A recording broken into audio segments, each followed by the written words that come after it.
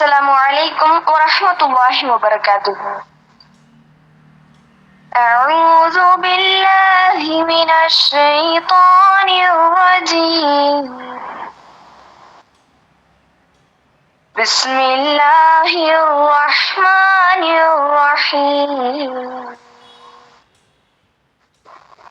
إنا أنزلناه في ليلة القدر وما أدراك ما ليلة القدر. ليلة القدر خير من 1000 شهر. تنزل الملائكة والروح فيها بإذن ربهم من كل أمر. سلام هي حتى مطلع الفجر. صدق الله العليم. அளவற்ற அருளாளனும் நிகரற்ற அன்புடையோனும் ஆகிய அல்லாஹ்வின் திருப்பெயரை கொண்டு ஆரம்பம் செய்கிறோம். திண்ணமாக நாம் இதனை குர்ஆனை மாட்சியமிக்க இரவில் இறக்கி வைத்தோம். மாட்சிமை மிக்க இரவு என்னவென்று உமக்கு தெரியுமா என்ன? மாட்சிமை மிக்க இரவு 1000 மாதங்களை விட சிறந்ததாகும். அதில் வானவர்களும் ரூஹும் தம் இறைவனின் அனுமதியுடன் அனைத்து கட்டளைகளையும் ஏந்திய வண்ணம் இறங்குகின்றார்கள். அந்த இரவு முழுவதும் நலம் பொருந்தியதாக திகழ்கிறது வைகரை உதயமாகும் வரை. அல்லாஹ் முன்னே கூறினான், அஸ்ஸலாமு அலைக்கும் வரஹ்மத்துல்லாஹி வபரகாத்துஹு. அஸ்ஸலாமு அலைக்கும் வரஹ்மத்துல்லாஹி வபரகாத்துஹு.